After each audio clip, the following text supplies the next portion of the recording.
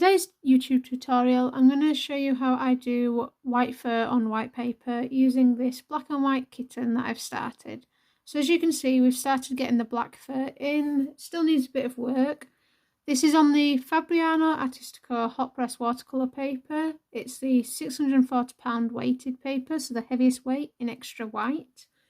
And I'm going to go through different sections of this cat's face. We're going to start with the area around the nose, go on to some of the cheek section, the ears, just showing you how I do white on white fur. I've recently done a few images, including a white husky puppy. I'll insert an image here.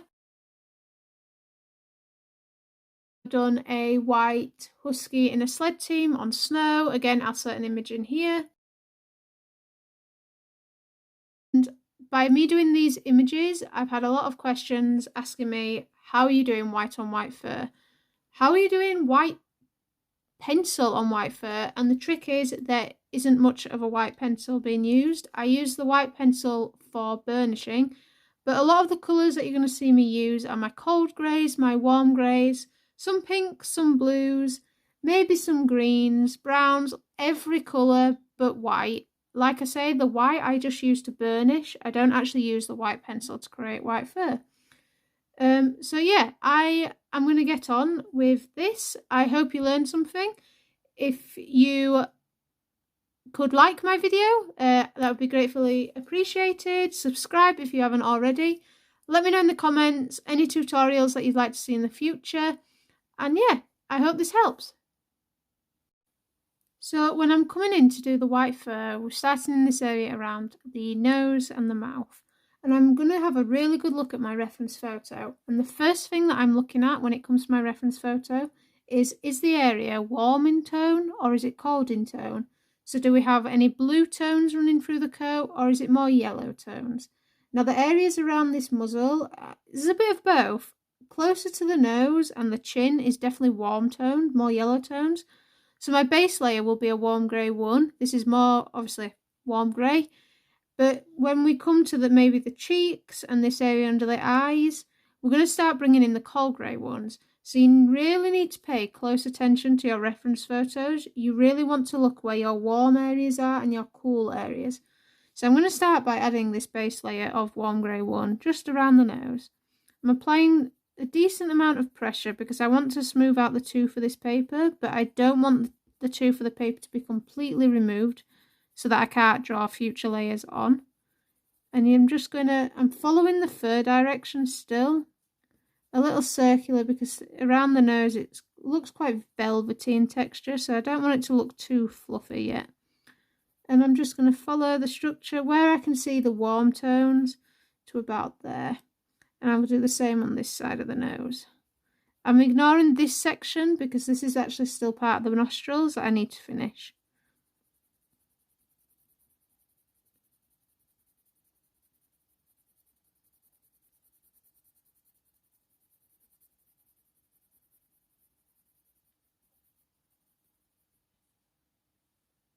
So around the nose, particularly in the muzzle and the chin, we have a nice pinkish tones. So I'm going in with the polychromos. I'm mainly using polychromos on this portrait. This is the beige red. I think it was previously called light flesh. And I'm just going to now go over the top of the warm grey, over this base layer which we've smoothed out, and we're just going to apply this pink tone. So I always have a base layer underneath my my layers of colour. As I'm building up, there's always one colour underneath, and that base layer is just to help smooth out the paper and create almost like a buttery surface to draw on top of. But it also sets the tone for the piece. Like, we want a nice warm area, so I've applied a warm grey. If I wanted a cooler grey toned area, it would be a cooler grey.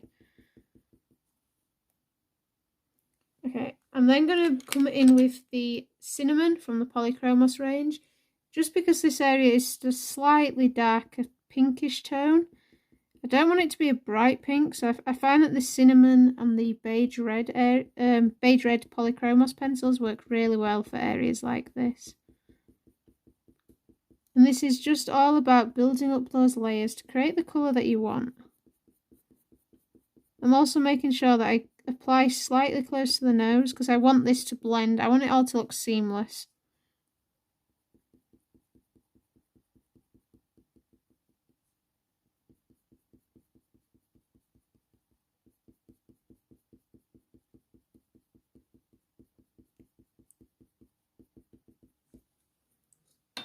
I'm then going to go in with a warm grey too, and I'm just going to smooth out this area here.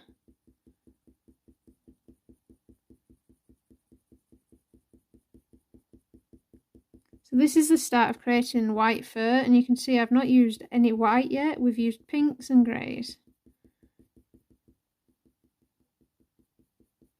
I need to darken this part of the nose up. Let me just get my walnut brown, because it isn't quite a black tone. Just going to add. And while I'm doing this, I am also making sure that I'm blending it into this pinkish tone, because I do want it all to look like it's part and parcel of the same part of the nose. So it's got to all look seamless. It's just the way that I like my portraits to look. You don't have to spend as long trying to get a nice seamless blend as I do. Just do what works best for you and the style of artwork that you want to create. I'm then going to come back in with the warm grey one, and I'm just going to start extending this part of the muzzle and nose outwards. But I'm not going too far with this warm grey, because as I come into the centre of this cheek or part of the muzzle, we're going to start getting some cooler tones in, so I will be going in with a cool grey. So this is why I say you constantly need to be looking at your reference photo, because there's just subtle little changes in the tones. And this is what helps me personally get a really realistic look, is by really focusing on those subtle changes. Again, it's personal choice. I really focus on all the tiny details. You don't have to. And again, just the light flesh, just to blend it into the warm grey. I'm not going over all of this warm grey that I've added. Just the areas where we've already got the beige red added. And we're just blending it in so it all looks seamless. No harsh lines. So this middle section is colder tone, so I have the cold grey one, and this is now going to be my base layer here. I'm also leaving a gap here because we're going to blend between the warm grey and the cold grey, and I'm going to do that. I'm using lighter pressure with the cold grey, but then I will come in with the warm grey over the top, and then where I know there's the cooler tones, I'm just applying a bit of a harder pressure for this base layer. So all I'm doing, when I'm looking at this cat's white muzzle, I can see that it's quite pinkish, but also greyish in colour. So they're the colours that I'm focusing on. So even though it's technically white fur, then that's not the colours that I'm focusing on. I'm focusing on the colours that I can see, and I'm making sure that they're the colours I use. So I've got the warm grey, and I'm just going to blend this section together. Going over where the cold grey was, blending it in. And then we're going to get a nice seamless blend between the two. Nice transition between the warm and cold areas. I'm then going to take my ivory, because it has a creamish tone to it. And I'm going to take this over the cool grey. And this will be a very, very subtle colour. But it will work well when you start adding in whiskers and the fur details. And I'm just going to repeat this process for the whole of the muzzle. So I'm going to speed up this section, and you'll see me work with all the greys. I will list below the greys that I've used, the pink tones that I've used, and I'll come back to you once we've got a nice muzzle made up.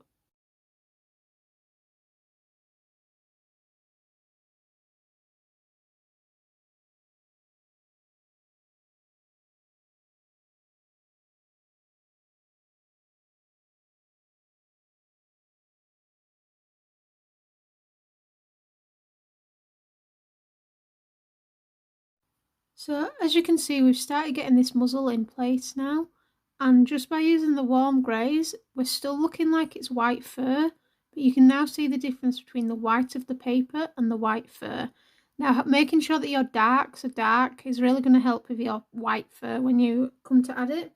I'm just coming in to talk about this area around the face because the fur direction changes so much. And again, this is another reason that you really need to pay attention to your reference photo, because the fur here is kind of coming up, but then it's curving here, and then we're going to curve round and down. And this is causing different shades within the tones. So I have a warm tone here going into the cold tone. This area is cool tone, but this area is warm tone.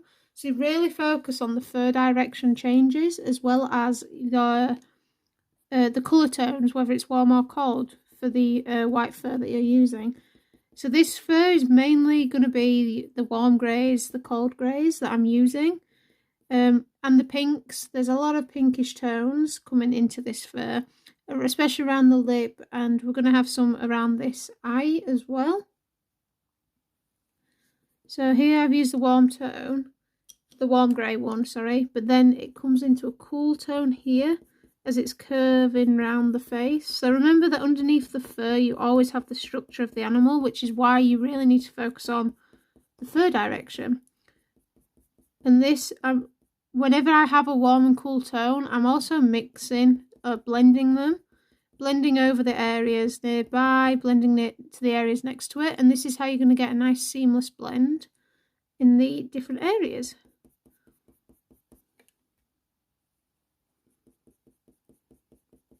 I've also been using the Pablo Ash Grey. I find this is a nice tone to use sort of in between the warm grey and the cold greys, when it's not really either tone. I just find that the Ash Grey and the Pablo range is a great tone for the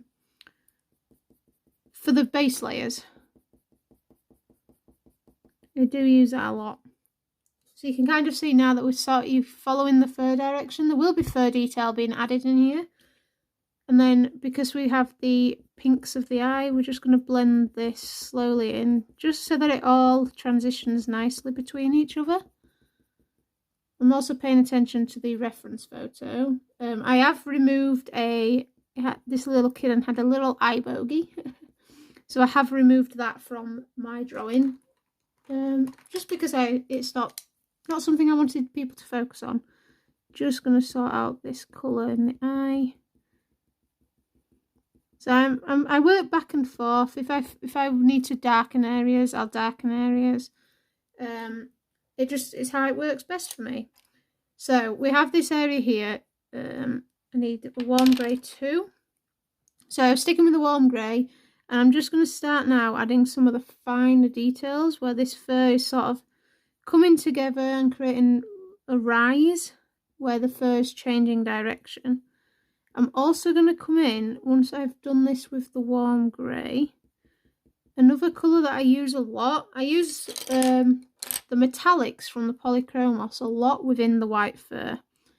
I just find that the tones, when mixed with especially the warm greys, you can create some really nice tones that work super well. So I have the Faber-Castell Gold, and I'm just going to use I need to sharpen this, but I'm going to use this over the top of the warm grey just to add even further definition to that part of the fur. Okay.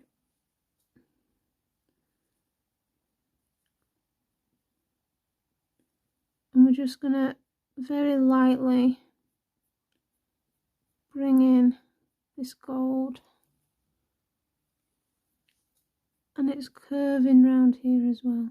See, hopefully you can see that it's just creating some nice fur definition, some fur lines of where this fur has just started to curve around this nose, around the bridge of the nose.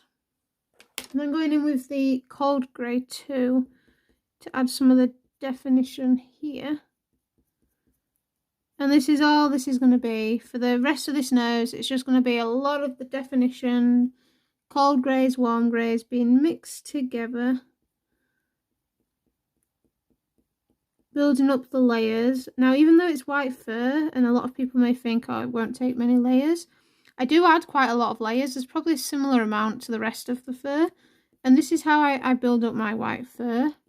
Even though it's just warm greys, cold greys, it may be the lower numbers, it all comes together at the end. And you still end up having a nice amount of layers. The more layers you add, I don't really burnish as often with my white fur.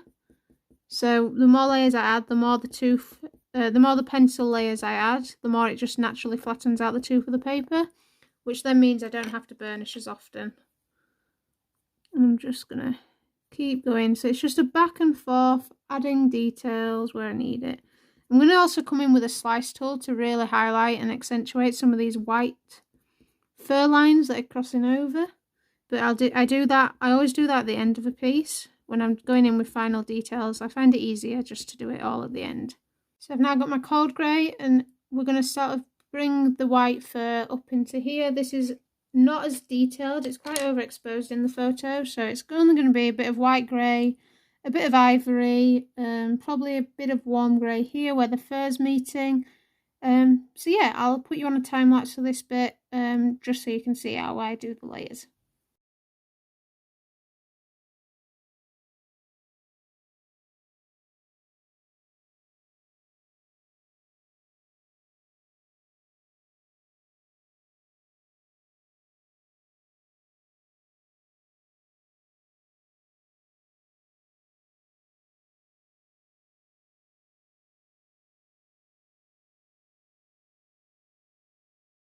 So we now have all the base layers down on this white fur. There's a lot of detail still to go in here. We need to have this black and white fur really overlapping each other, but again, I need to do that towards the end. I just want to get the base layers down and just show you how I've been doing the white fur.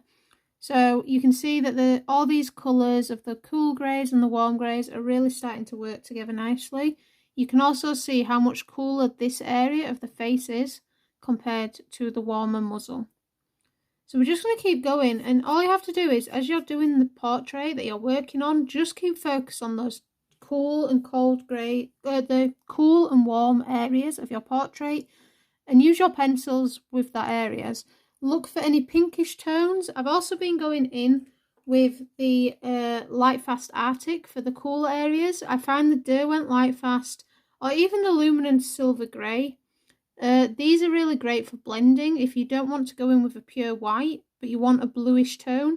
They're very light in colour, and they've worked really well, especially for here. I've also used the Derwent Light Fast Oyster for the pinkish areas, just where again I just want a bit more of a pinkish tinge, but I just want to help with the blending of the pencils.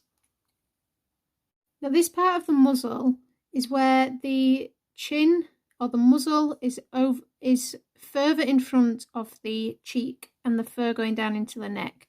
Now this is the part where a lot of people may not feel brave enough to go dark, but you really need to sort of be brave and really think that, okay, this needs to be in front of this area, so we need to have a shadow separating the two. And this is where I'm going in with the warm grey free. So the area around this muzzle is warm in tone. If it was cool in tone, I'd have done the cold grey free. But the shadow is warm in tone and this area is warm grey. So I'm going in with the warm grey free. And I'm just going to map in that the outside here is going to be in front. I'm also overlapping. Now this area will make more sense once we come in at the very end and add the whiskers. The whiskers really bring the portrait of a cat together. Even on a dog, I always leave the whiskers till the end. So I find that if I do this, you really have to kind of just look past it and keep in mind that this will look dark for now. Then you'll add the whiskers and then it'll be like, oh, okay, now I understand why. I need to add a base layer here. So I think we're going warm here. So the part of this muzzle here is warm. This is warm in tone underneath, just so I can work on top of this layer. And I'm following the fur direction as well. This is sort of adding detail to this area. I will also use the slice tool to break up some of this. and I'm tapering, so it's darker in the centre and then it's lightening up as we blend into the warm grey one. So you can see how much darker this is looking already. Looks like the little cat's smiling. But this will all come together towards the end. So I'm quite happy with that. I'm going to go in with the warm grey too, just to help with the blending.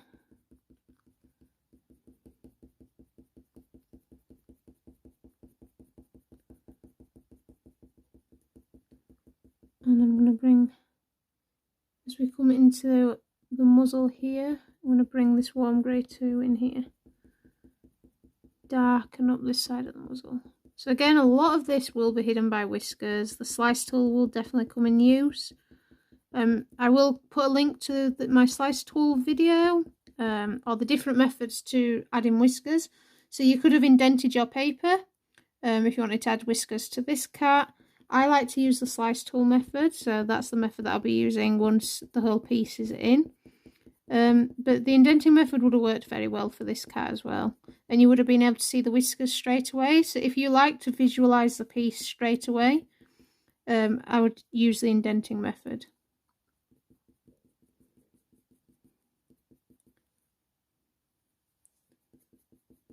I'm just coming back over this beige red area just to make sure it all looks blended together.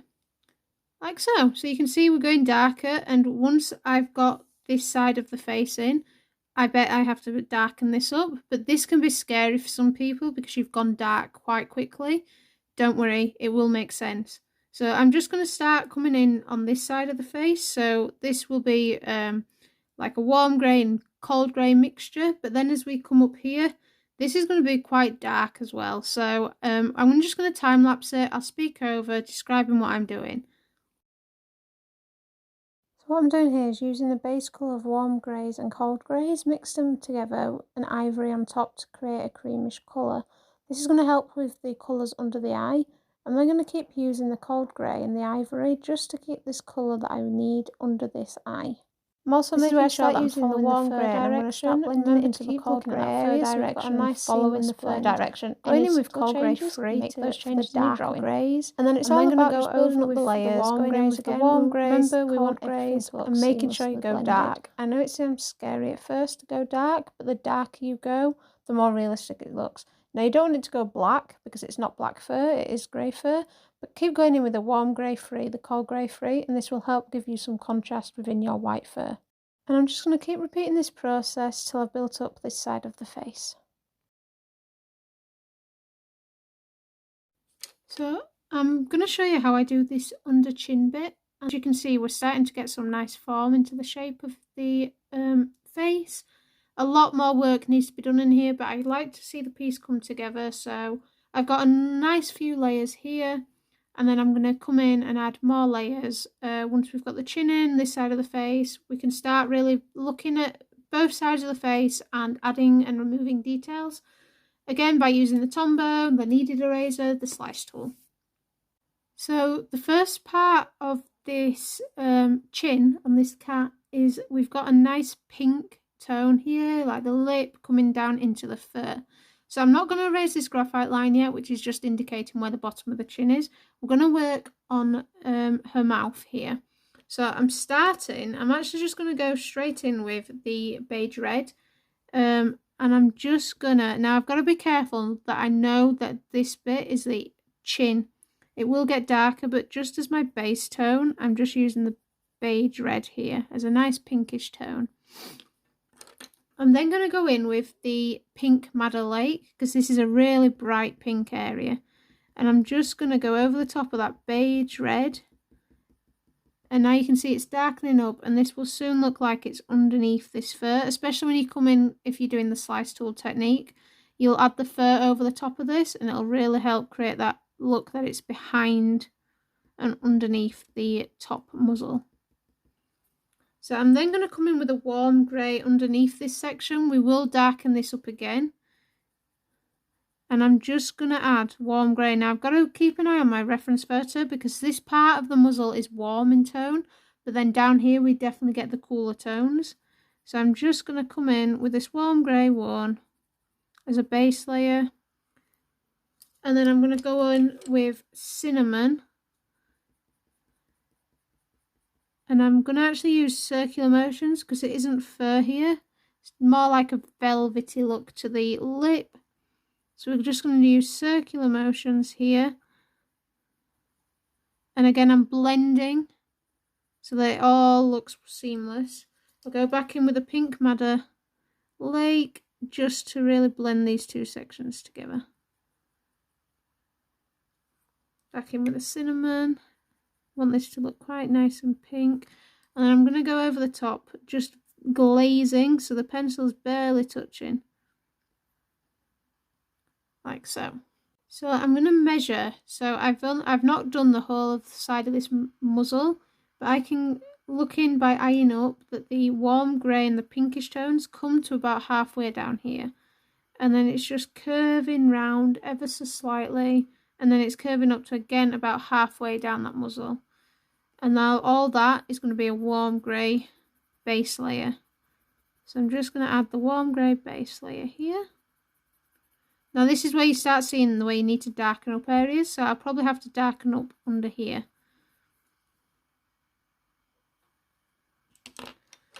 I'm then going to go in again with the cinnamon. And I'm going to start off with the circular motions, but then we're starting to come into the fur. So we're going to start adding the fur lines and we're going to follow the fur direction. So I'm just going to start coming in, following the fur direction, just to show that this mouth is curving round. So you can see how it's all starting to blend in. We need the distinction between the two areas. And that's going to come in by me using the gold. And I'm going to push the gold up and under, so as if I'm drawing this up and under the mouth, up and under,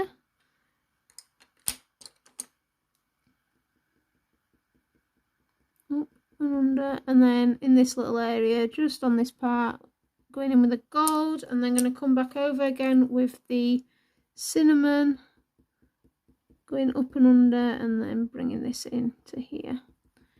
So you can see now we're starting to get this nice distinction between the two. I've got the light red violet as well, just to help with this distinction under here.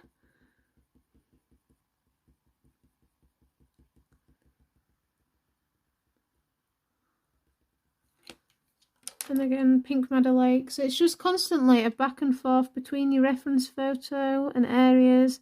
And I just go back and forth between the areas, darkening up what needs to be darkened and what needs to make it, what I need to add to make it look 3D. So I'm going back in with a cinnamon here. And I'm going to come in with a beige red as we're going to blend into this lighter area. Going over the top, so everything is seamlessly blending. I want nice smooth blends.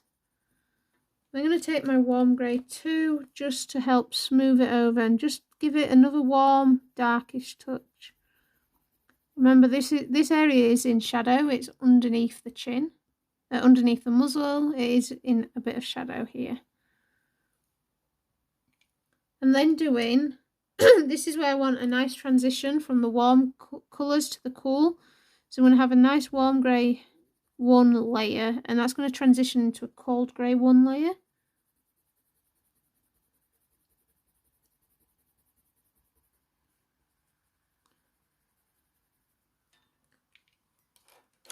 I'm just going to erase this graphite line now because we're coming into the warm grey, the cold grey one, sorry. And I'm just going to bring the base layer of the cold grey, and again I'm overlapping this warm grey area.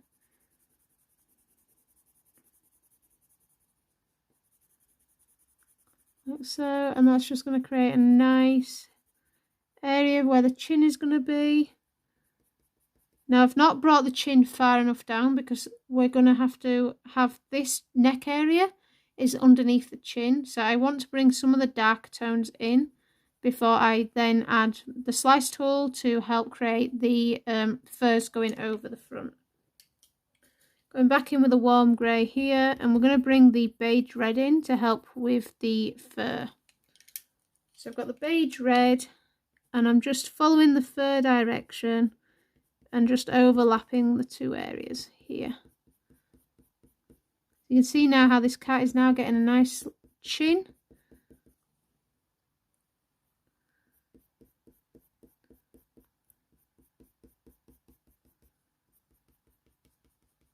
And we're just going to take the warm grey 3, just to push this further back. So I want up and under where we want it to be just darker.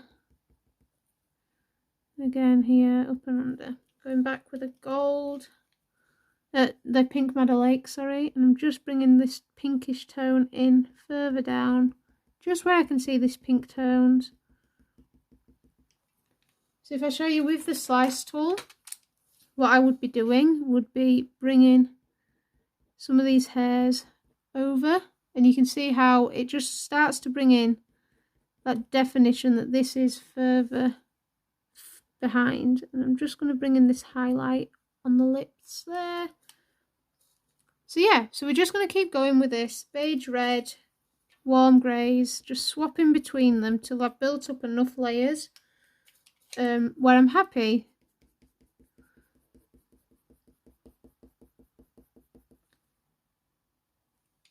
I think actually I'm going to bring in the warm grey 2 here, and we're just going to darken up this part of the chin underneath this muzzle with a warm grey 2. You can start seeing now that we're really getting this definition between the two areas. I'm going to bring in the gold as well, very, very gently with the gold.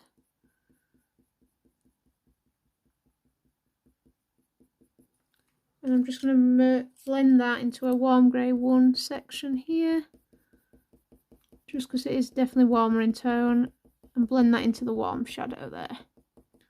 So you can see the more layers that you add and build up, the darker you start making areas, the more you start adding depth to your piece, and it starts looking really realistic.